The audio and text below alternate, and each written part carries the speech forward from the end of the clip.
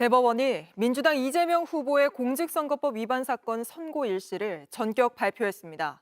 모레, 그러니까 5월 1일 오후 3시입니다.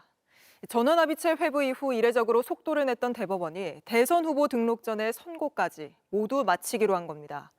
1심은 유죄, 2심은 무죄로 갈렸던 만큼 대법원이 어떤 판단을 내릴지 관심이 집중되는데 판결이 어떻게 나와도 35일 앞으로 다가온 대통령 선거에 지대한 영향을 끼칠 수밖에 없습니다. 먼저 김혜리 기자가 보도합니다. 대법원이 예상을 깨고 전원합의체 회부 이후 9일 만인 다음 달 1일 이재명 민주당 대선 후보의 공직선거법 사건을 선고하기로 했습니다. 5월 1일은 국민의힘 주자가 결정되기 직전이어서 그 파장이 클 걸로 보입니다. 3월 26일 항소심에서 무죄 선고가 날 때까지만 해도 이 후보의 사법 리스크는 어느 정도 해결됐다는 관측이 우세했습니다. 대법원이 633 원칙에 따라 판결한다 하더라도 2심 선고로부터 석 달 후인 6월 26일 전에만 선고를 하면 되는 상황이었기 때문입니다. 하지만 대법원은 모두의 예상을 뒤집고 빠른 기일을 택했습니다.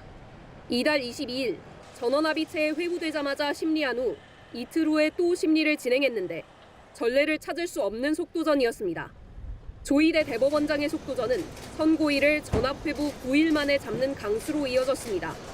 대선 후보 등록 기간이 시작되는 5월 10일 이전, 그러니까 9일이나 8일 선고를 한다는 게 가장 시기를 당겨 예측한 시나리오였지만 그 예상마저도 깬 겁니다. 이를 두고 조 대법원장이 이끄는 전원합의체가 대선 과정의 불확실성을 최소화하기 위해 선고기일을 최대치로 당긴 것이란 해석이 나옵니다. 양당 후보가 정해지기 전인 5월 1일이 바로 그날이란 겁니다. 다만 대법원 전원합의체의 판단 절차만 놓고 봤을 때 두 번의 심리 이후 선고가 나오는 게 아주 이상한 일은 아니란 분석도 나옵니다. 실제로 매우 복잡한 사건이 아니라면 대부분의 전원합의체 사건들은 한 차례 합의를 거친 후 선고가 나왔습니다. 이 후보는 대법원이 사실관계에 따라 정상적으로 처리할 것이란 입장을 재차 밝혔습니다.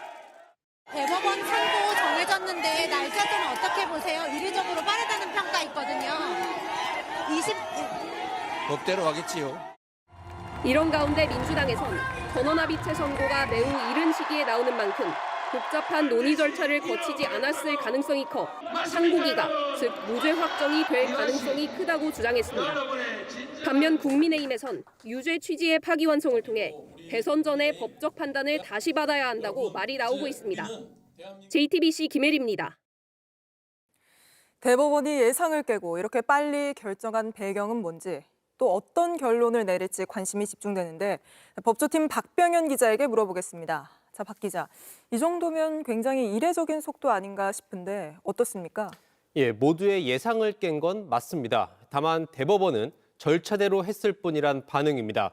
대법원 관계자는 이례적으로 빠른 결정이냐는 질문에 자료가 방대한 것도 아니어서 이례적이라고 볼 순 없다며 자료가 수만 쪽에 달하는 사건도 아니고 사건 자체는 간단하다고 밝혔습니다. 네. 하지만 대법원이 이재명 후보의 공직선거법 사건을 전원 합의체로 보내고 첫 심리를 진행한 게 지난 22일입니다. 지난 24일 두 번째 심리를 열고 곧바로 선고 기일을 잡은 건데 첫 사건 논의 후 9일 만에 선고 결정을 내리는 건 매우 전격적이다라고 말할 수밖에 없을 것 같습니다. 네. 이렇게 전격적으로 대법원이 결정을 내린 배경은 뭡니까?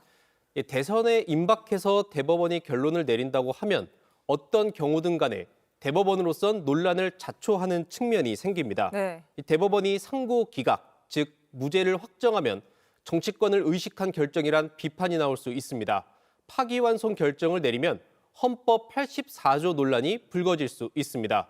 헌법 84조는 대통령은 재직 중 형사상 소출을 받지 않는다는 내용입니다.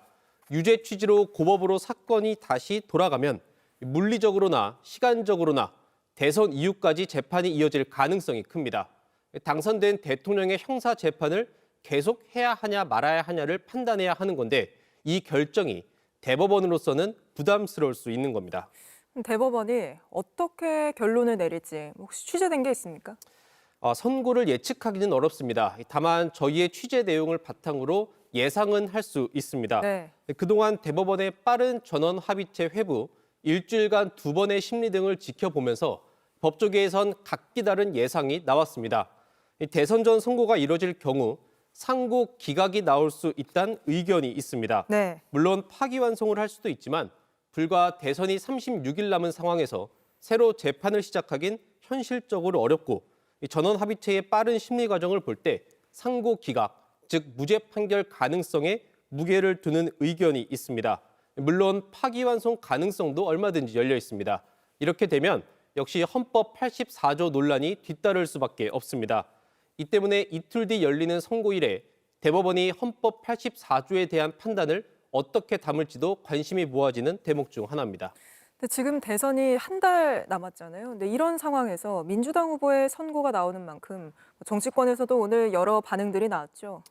예, 민주당에서는 무죄 확정이 유력하다고 해석을 했습니다. 9일 만에 이뤄지는 선고여서 파기환송 결정을 내릴 경우 2심 법리를 모두 깨트려야 하는데 물리적으로 불가능하다는 겁니다.